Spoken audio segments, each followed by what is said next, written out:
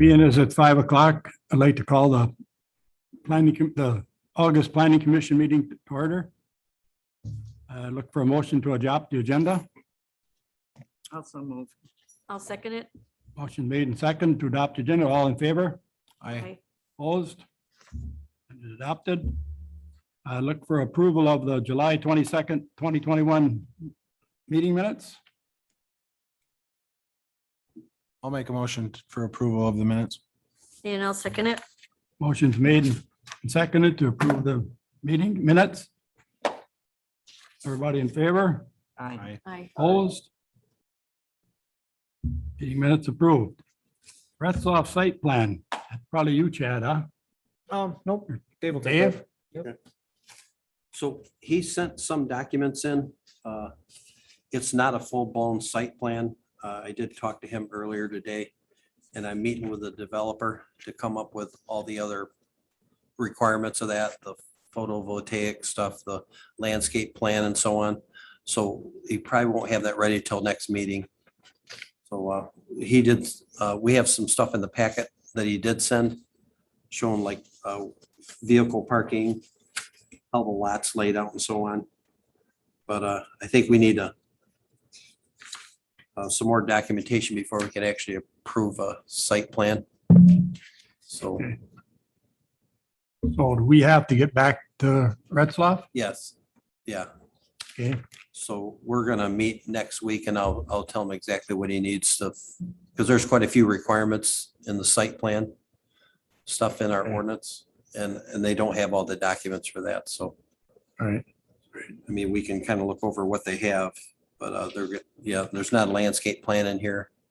And some of the other components that we're gonna need to be able to approve. Are we gonna have to have a special meeting to approve that, or can that get approved at? I don't think that'll hold us up from where we're at on the timeline. Okay. As long as we have it by next meeting. So I'll go ahead and schedule this for our next meeting as well. So, because there was no action on it anyway, it was just. Correct. You're, okay. Yeah. All right. If he had everything, we could have looked it over and decide whether we wanted to approve it or not. But I think it's a little short on what we need for a full-blown site plan. Anybody got any questions, Dave? Okay, then I guess we're looking for the resolution to reapprove the TID project plan number 5. Does everybody know what happened with that? No. I don't know if you want to explain it, Chad, or let me to explain it. Either or. We had a map that's all colored in with the TID districts, and this wasn't colored in. Somehow or other, it didn't get done, Okay. but it was found before it got any farther. So all we're going to be doing is changing the number from 3 to 5. So that's basically all we're doing. Everything else is the same, Which one was 3? the one we approved. Okay, but which one? 3 did 3 and 4. The SC Swiderski downtown one. Okay, it's just the downtown one. Retzloff was number Okay, 4. yep. So consider this just a typo. Everything else is the same. We're Great. just changing it from 3 to 5. Real simple. So I'd look for a motion to reapprove the TID district, the plan number 5. I so move. I'll second it. Motion's been made and second to change the project plan TID district number 5 from 3 to 5. All in favor? Aye. Opposed? Motion carried. Okay, discussion on nuisance properties, enforcements and recodification. Oh, I guess this is kind of, and I've been pushing for this a little bit. A lot of stuff in town needs to be cleaned up and it's not. So I talked with Dave and he'd like us to adopt this international property maintenance code. It's an international, I mean, but if you want to explain a little bit better. Yeah, on I it, can Dave? real quick. So we have our codes that we use for the whole department. 5 of the codes that they've adopted are universal codes. They're through the International Code Council. And they basically do code writing for fire, plumbing, electrical, mechanical. They're kind of the standard for the US and several other countries. And they have other codes that they have. We've only adopted 5 of them. I think there's I want to say like 11 or 12. One of them's it's a minimum property standard. So it's like minimalistic. So it doesn't get into some of the, want someone to make their house brand new just because their paint's peeling, but it's all minimum standards for exterior property areas, interior property areas. If a house has fallen into decay, it's got some language in there to actually placard the house and deem it unsafe if it gets to that level where it needs attention. Talks about paint, broken windows. And like I said, it's just a basic minimum standard, so things in your city don't fall into decay. So it's a tool. So the ordinance that we currently have that deals with nuisance, more than likely, half or 2/3 of the language in that was probably taken out of that book or one similar to it, or another ordinance that took language out of that. And so this has been to court several times. Anytime there's been an issue where enforcement comes and someone's arguing that I think I said the thing's kind of tried and true. If you kind of would want to look through it, I can get copies to everybody. It talks about mechanical, plumbing, electrical, building, exterior and interior property areas. There's some sections there on swimming pools and blight, and then it's got, like I said, quite a bit of language on how you carry these out, what kind of notices need to be given, what the, if you have to find somebody, there's a process for that. And it kind of mirrors what you have in your nuisance ordinance, but it's a little more recognized on a international level. So by adopting this, how does that change our current ordinances then? We'd We probably defer to this. just adopt that and then Yep. our other ordinances fall away basically? Because Yep. we're actually going to make quite a few additions, I'm assuming. Yeah, with and there'll probably having be some this. subtractions too. So there might be some language in there, like that's not really the way we want to move in that direction. Like it might talk about, something about cars, so maybe you decided you don't want to, they don't have to be licensed now. They just have to be operative to be stored on the property. So you can change or modify this, even though it's adopted, you just do it with amendments. And what you do is you have the original copy and then you have what's called a green copy, and that'll show any changes to the original language or any deletions. That way you can kind of keep it as a living document that, say you run into an issue, you can go in and tweak it at a later time. There's a process for it, obviously, but my thoughts would be to maybe switch our nuisance ordinance to the International Property Maintenance Code, and the language mirrors itself. The one nice thing about that is you can add grass and stuff into that where it's a whole separate entity right now. So it could all be done under one hood and one process. So you wouldn't have, two people having to do the same job. So what two people are, what do you mean? What two people? Well, are right doing? now Luca's doing all the grass and Okay. I'm sure he's busy enough with what he's doing, but, That's it. oh Have you used this? yeah. You yeah. have used it? Almost all municipalities. And like I said, even yours that you have, it mirrors what's in here anyway. Okay, This is just a little more conclusive and it's got more stuff in there. So it deals with blight where, I might have to go to 2-3 ordinances to get to the same conclusion Okay. here. And this it's almost like a Reader's Digest version of all the codes in one. So it's got a mechanical. So the mechanical book, it might be 200 pages. Where this, it just talks about the minimum standards. You got to have hot running water, that kind of stuff. So it just kind of covers the basics. so would your job be made easier by adopting that or? is I it believe more- so. It'd give me another tool in my bag to deal with some of the stuff I'm having to deal with. So. So David, does that just apply to rental units or is that like a residential, single family house as well?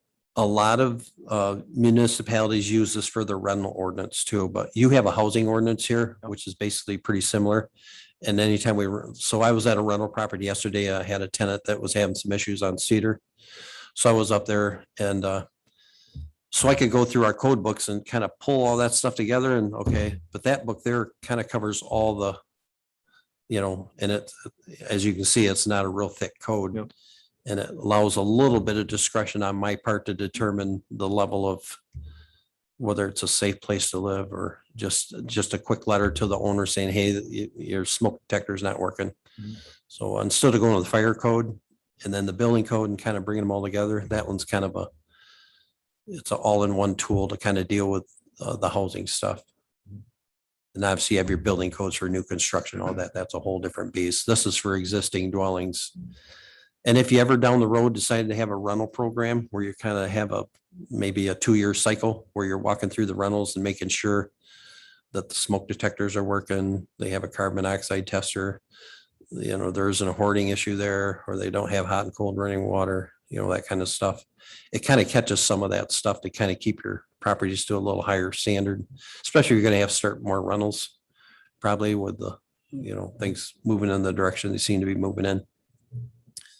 But it'd be a good That one's tool not to gonna have. help you for a junk complaint at a Yep. single family residence. Yep. Right? Correct? And I think single and duplexes, but that covers anything. So Okay.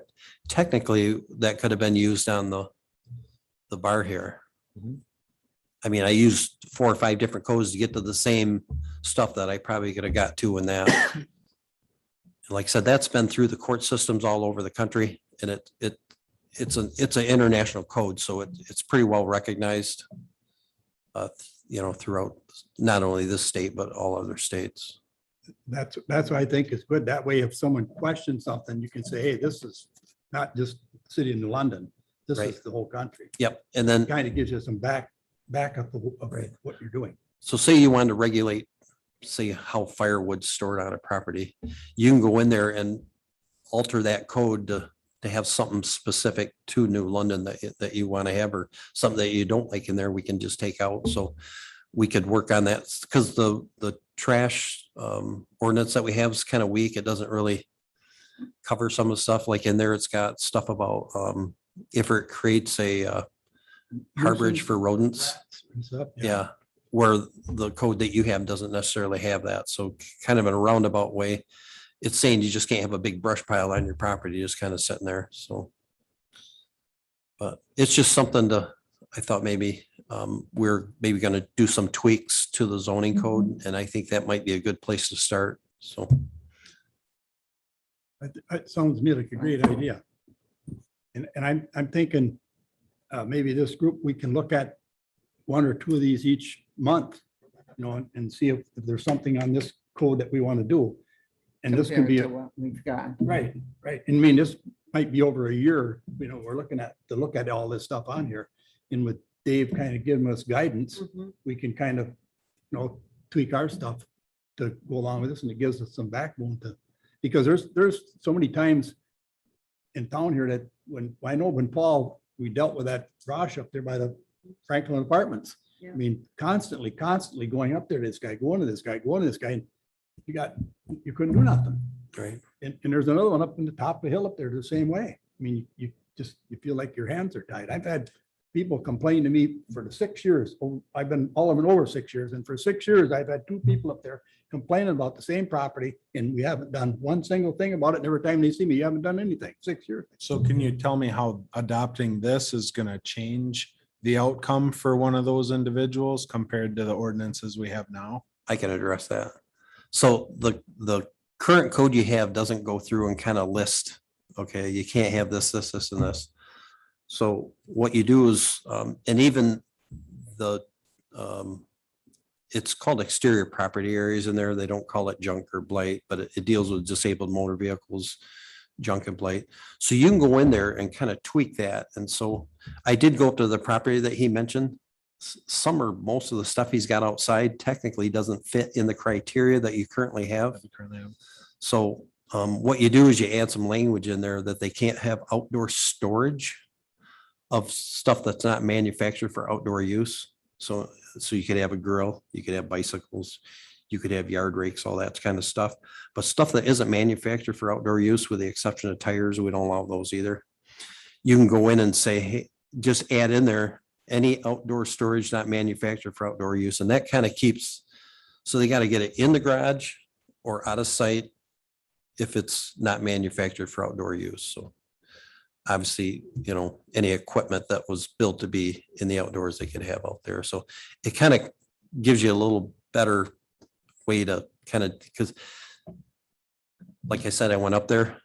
Yeah, there was a couple items that probably would meet the nuisance ordinance right now. But for the most part, but you look at it, it's a blighted property. There's no two ways about it. So you kind of put that language in there that, that stuff needs to be stored indoors or off the property. Either one, you have your choice. So. Hey, I think it would help if we could see the book before we do anything. So if you What I'll get us do- copies of that. I can so we print go off. through it and see it. So right now, we're on the 5 codes that we've adopted from ICC. We're on the 2015 codes. So every 3 years they have, it's called code adoption. I've actually been to the code hearings where you do code adoptions. So like when the 911 happened, now there's 12 new codes that deal with high rises. Like now they have to have a set of stairs that are dedicated to fire. Just stuff like that. So it's kind of a living code. So every 3 years they update that. So they're working on the 2021 right now. Actually, they're working on the 2024 right now. So I talked to the state. They're not going from 15 to 18 like you normally would. They're going to the 21, but it'll be about a year. So right now I would suggest, I'll print you all a copy of the 2015 International Property Maintenance Code and just kind of go through it. If you see something you don't like, nah, that's not the direction that I think we should go and just put a red mark or put some notes on the side of it. And we'll maybe just have a little meeting and kind of go over what everybody's thoughts are. And then I'll come up with some language on trash, what I think it should read. And then we can kind of tweak that to kind of fit what you guys think might work. Or we just update our nuisance code that we have now. I mean, we don't have to adopt this. It's a really good tool to have. And I think it'd be a benefit to the city in the long run. Well, I think even a more important part of it, if it makes your job easier to enforce some of this stuff, I think that's probably Yeah. even more important than, our So, codes. yep, Do we the- have the the build- available resources to take care of the problem that we have currently with all the blight in town? I mean, it sounds like we have, We have a lot. problem. And to be honest, I'm having just loads of fun trying to keep up with all the building and zoning stuff. It's Understandably. crazy. So are we gonna be contributing to unfortunately- that by adding more ordinances?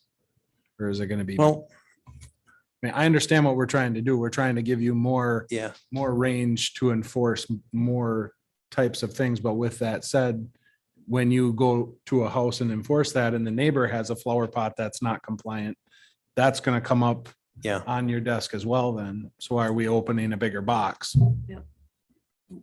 Well, that's what I mean. Does this make your job easier or is it more cumbersome? Right. Because we have to Okay. stay consistent across the Right. board. And now if we have a huge problem with blight, I guess how big is the problem? We have a And- fair amount of it and I drive around and where before in the old job I came from, all I did was code enforcement. So we did 4 Yep. rental inspections a day. And then the rest of the day was, I'd send out 50 grass notices in a day or 10 or 15 junk notices. Sure. So, and this is a different thing, but I'm hoping to get at some point some software that'll kind of help me. And all that stuff's in there. So when I go to print out a letter, right now I've got to go to the code, type that all in where I'll have a template. And literally in 20 seconds, I can issue a notice to somebody. And then all I got to do, it's got all that body in the language. All I got to do is tweak, you got car tires next to the garage, you've got this, and then I can just go in and tweak that part of it. But it fills in all the other fields. It does all the code sections, tells them what if they want to appeal it, tells them what the process is for that, what the fines are if they don't, and then other remedies too. So, and then I'm hoping too is tickets are a last resort, obviously. But on the other hand, some people they're just not going to clean up. You just know that right off the get-go. So my hope would be at some point is to say we did write maybe even as little as 1 ticket. We send them a notice, we allow them time to fix it. Anybody that calls in automatically gets an extension if they want one. if that's what they're calling for. At the point where the compliance date is due and they haven't done it, at that point, we could write a ticket. But I don't think we go any farther than that. I think we ask for a remedy from the court at some point to abate that. And unfortunately, you enter the property and clean it up, send them a bill. I don't know if we want to go there yet. And I don't think we're there yet as a community, just from kind of what I'm picking up. But at some point, you got to get resolution on these where they're not, I've got some now that are even a couple months old and it's just a tough Well, it's similar process. to electric So they'll come in and pay their fine. You can threaten all you want, but until you have a swift action, Yeah. some people just are non-responsive.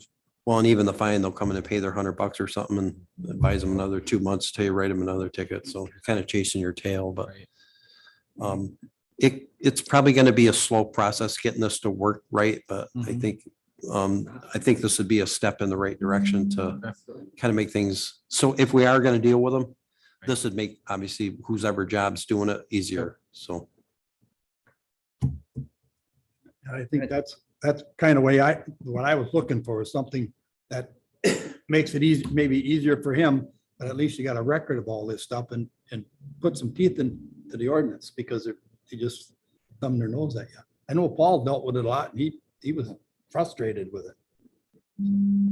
Is it, what is the stuff that's sitting around homes? Is it stuff that is junk that they haven't been able, now with our tubs, that we have in our homes, we can't put big items out that the garbage is going to pick up. Is that the issue, that they don't have a place to go with some of those bigger items, or what? My experience in real estate showing homes, they just don't care. Okay, I think they just don't hold the value to their belongings. Okay. And pride of ownership isn't there, especially if they're rental properties. Okay.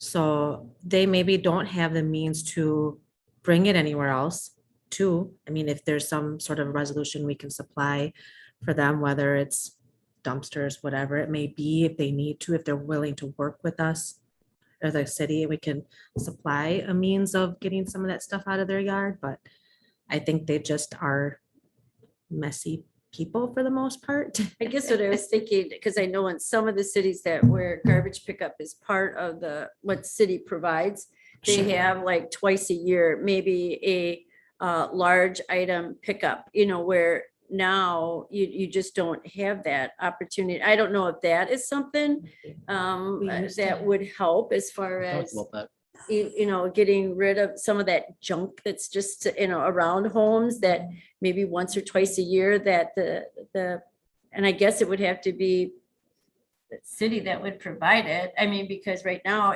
each individual is paying for their own garbage pickup, if it twice a year that the city says, we're going to have large item pickups on this day, if that would help, I mean, as far as the junk. You mentioned that, Susie, that's something we've been talking about. Okay. Yeah, some of it's a money issue, not all of it. Some of it's just, like you said, it's apathy toward keeping and then too, if there hasn't been a lot of enforcement in the past, people are just, unless you force them to, they're just not going to do it. You can drive down the street and some of these people with a porch with windows, you can't even see in, that porch is such a fire hazard. Yeah, It's just ridiculous. it's what you want to regulate too. Yeah. I mean, you don't want to get to the point where you're, Going into. getting too carried away, but You don't want to micromanage it and you don't want it to be right. real restrictive. I mean, there's like our grass. I mean, we got grass, we got shoveling of sidewalks. We got all those ordinances and I haven't never heard anybody say we're too restrictive. Mhm. So and a lot of them we won't have to change. We just leave them the way they are. There's probably just a few in here that we might Right. want to Most add of them some. don't even get enforced. No, So I drove through this little area here behind kind of the offices here.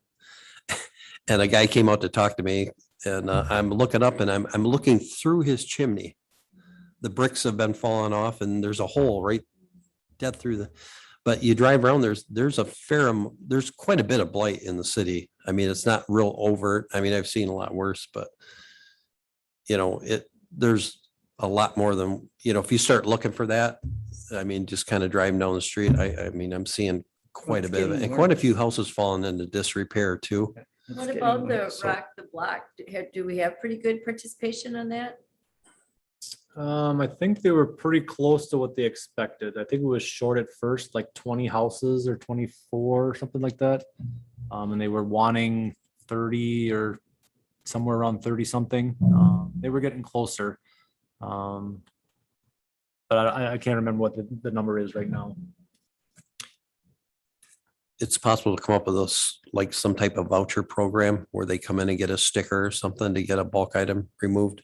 Like you said, I don't know if you base that on income or what, but I mean, there's different ways to deal with some of that. You can do that already. I think you can call Gratian and do that. Yeah. But they're gonna charge you. Yeah. And We might be able to That's- partner with them and get like a discounted rate to say, could we buy, or maybe Rock the Block or somebody get some vouchers to kind of help people out a little bit, but Look, like you guys and the utilities used to pick up stuff out here, I mean, man, you had tons of stuff came in. I don't remember how many pounds they said, but it was tons of stuff. Yeah. Yeah. And that was a once a year Well, deal. Oh. When they as had it far in the as Electronics Electronics, recycling. Yeah. Right. So I mean, Dave, I've reached out to Gratian because we have talked about that before about one item or a large item pickup, and I've looked around to different municipalities to see what they do, and Gratian didn't seem very willing to work with us because then they would have to send out a single truck to go out there. Most municipalities do have that come through once a year. I know Hortonville does it, I think, every other month, I believe, where they can.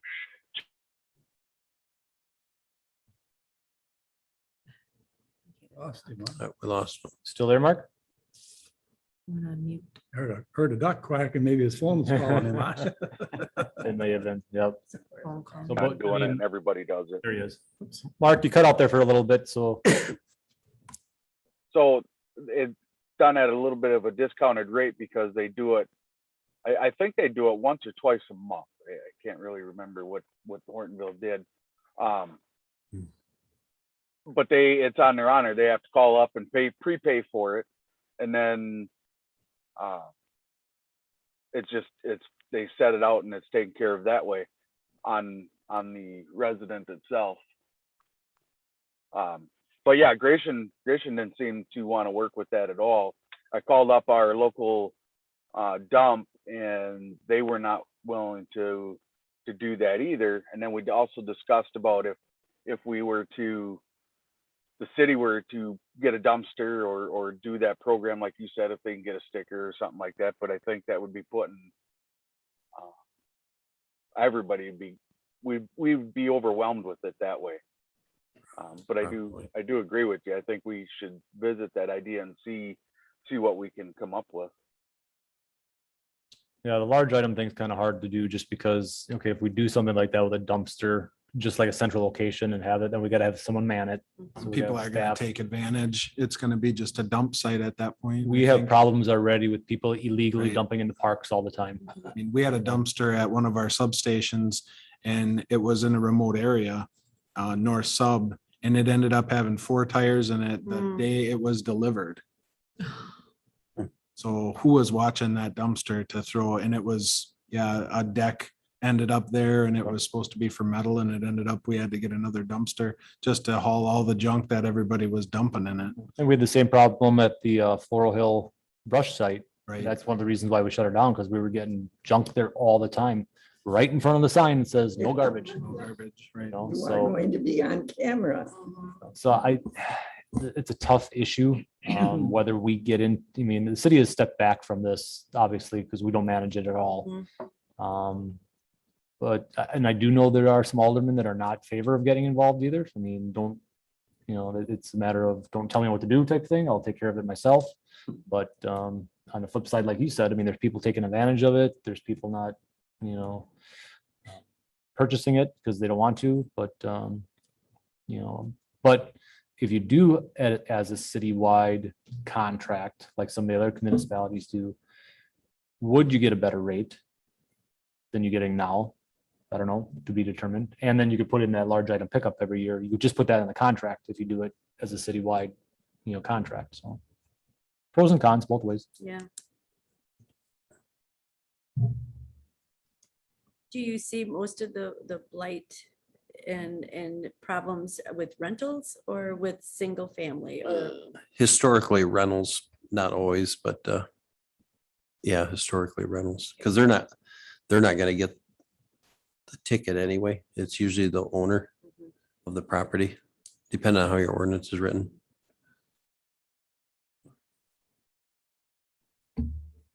Was everybody kind of on board with looking at this? We need a copy to everybody. We can look at it and see if it's something that we wanna. yeah, I'd like to Want it take a done? look at it. Yeah. Yeah.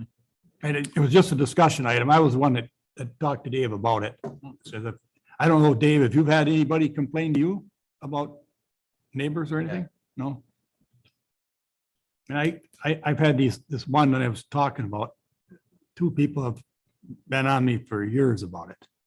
And nothing gets done, and it makes you look bad. I mean, they look at you, they welcome me and do anything. Well, I'm doing something, but obviously it's nothing. So as an alderman, you're supposed to be looking out for the majority of the people, I guess, everybody, but the majority rules in most places. So And that's, at the end of the day, it reflects on the whole city and the value of properties and the, Absolutely.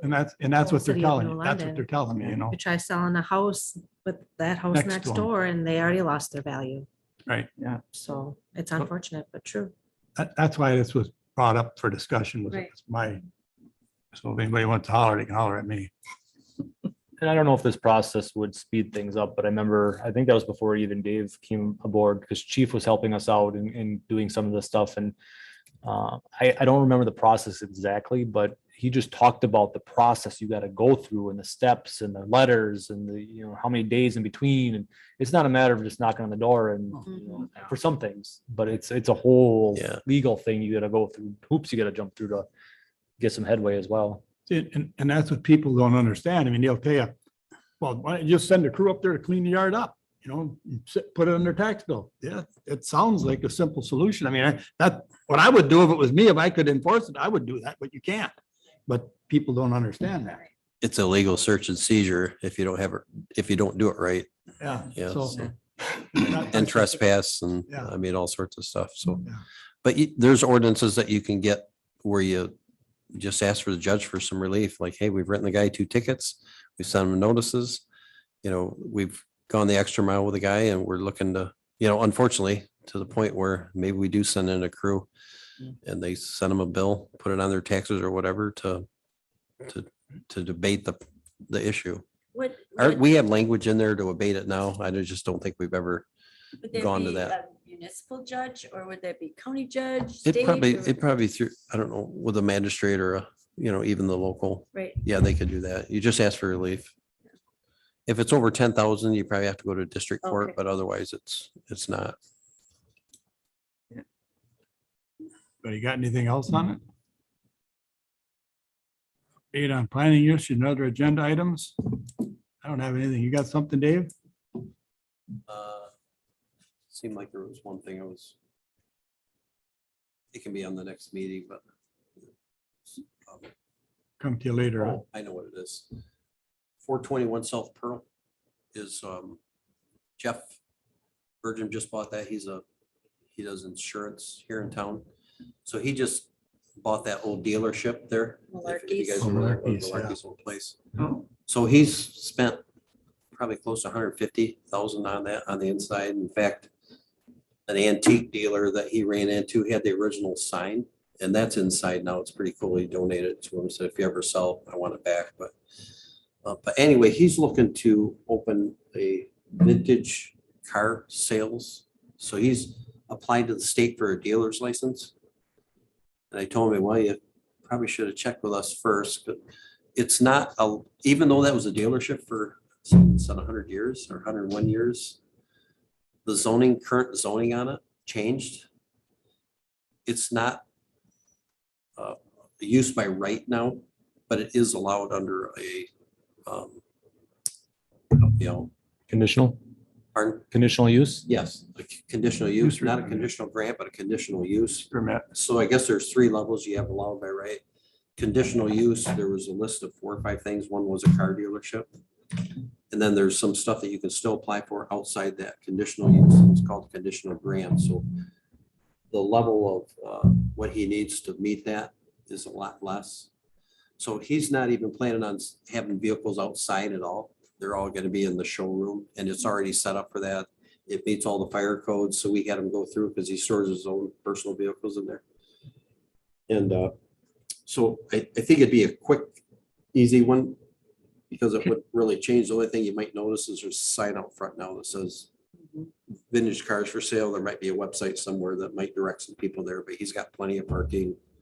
So I'm gonna probably propose that for the next agenda Okay. to see about getting that approved for a conditional use permit. So I'm still trying to find the form. I can't seem to find it. So Missy will be able to find it when she comes back, but as of right now, I can't even find the permit application for that. So Yeah. we'll hunt that up and get him to fill that out, and I'll bring that to the next meeting. Is he actually looking to sell cars or is it more of a hobby for him? He's got 100 and some of his own personal vehicles that he's collected over the years. But he's kind of dabbling in some vintage cars now. So he's not obviously not bringing everything there because there's not enough space. But Right. I think he's going to sell maybe 1, 2, 3 cars a month, maybe if he's lucky. But he just kind of want to turn that into a car sales. And There was based cars, on what he told me, I don't think it would make any impact on anybody, neighbor wise or anything. You know, they'd only know it was there because he had probably a sign up there saying vintage cars. So, Looks really nice. Mhm. and the cars are worth enough where, he's no interest in storing them outdoors anyway. So anybody that come there would go outside. What's that? There's no chance some cars are going outside. Yeah. no, So no. Yeah. Those guys don't even drive them when it's raining. he only had someone busted out one of the windows. So that's why we allowed it to put that fence along that little alley that runs next to the Oh, yeah. building. But he's done a real nice job with that building. Yeah. So that's Yeah. kind of a nice thing he did. There was a lot of cars in there anyway. Malarkey had his Yeah. cars all stored in there. So I'll bring that to the next planning commission meeting. That's all I have. Anybody got anything else? You got anything, Chad? Nope. Sometime down the road, I'm sure Cedar Corp will be back for comprehensive plan stuff. So that'll be sometime down the pipe. Review our next meeting date. Calendar, I don't have a calendar. Next regular one would be September 23rd. Oh. That work for everybody? I may not be here for that one. I do have training that week, but so I may not be here for that one. Well, I would adjust it because I think, Dave should be here for. Yeah, for these because if meetings, you're so- gonna hand out the book. We could I'll start working there a on some volleyball game language that if you guys think you. kinda wanna- Away game, so Oh, wait. Where is it? it's Seymour, I won't be here then. my It's daughter. what that- Gonna go to the 16th? No, because on the 16th, yes, or The 23rd, hold on, let me look at the 16th. The 23rd, the girls have an away game. And also on the 16th. Thursdays are not gonna work until volleyball season is done for me now. Well, my daughter's also in volleyball. so. I would suggest pushing it up earlier than later for Retzloff site plan. It wouldn't be a bad idea. Do we want to change our date to a Wednesday? We could do a Wednesday. Anybody have a problem with the Wednesdays? We don't have any, we don't have any other meetings on Wednesday, no, not the 15th. Um, The 22nd. no, the The council meeting is the 14th. 14th. So Board of Public Works is typically the first Monday, Parks and Rec is the first Tuesday, Finance and Personnel is the first Wednesday. Council is the second Tuesday. Economic Development is the last Tuesday, and Planning Commission is typically the fourth Thursday. So the So- 15th would be better for Retzloff, huh? Then the 22nd would be? Well, I'm just to keep things going. These. Yep. Does any, if you're gonna do a Wednesday, you're gonna have to start earlier. I know that because if it runs long, Jamie bowls on Wednesday nights. There's also catechism, but, CCD. but for me, for catechism, that my husband can take our son except for the 22nd. He can't. He's on second shift. Would you want us Start at 4:30. 30? Yeah, I mean, that would work. I mean, 4:30? because then you're done in Yeah. time to Yeah. go home and get your kids and And take them to odds, see. and- Wednesdays well, are like, just tough. like tonight, our meetings only last a little over a half hour, 40 minutes tonight. So But if you- and we had more talk on Yeah. this and that coding. So is everybody good with the 15th at 4:30? Is that a one-time thing? Or are you guys looking at changing this on a regular basis? Because we need to do a lot of advertising if that's what the plan is. I think it should be a sure. one-time thing. Okay, one-time thing? Yeah, try it as one time thing and see what we're at for the next month. If we got to change, then yeah. That sounds 15th at 4:30. okay. Hey, thanks for having those volleyball games. You're welcome. I'm like, oh, I better- Thursday night, I need to check on this because Yeah, I didn't think of that, so. I would entertain a motion to adjourn. I will so move. And I'll second. Motion made and second to adjourn. All in favor? Aye. Aye.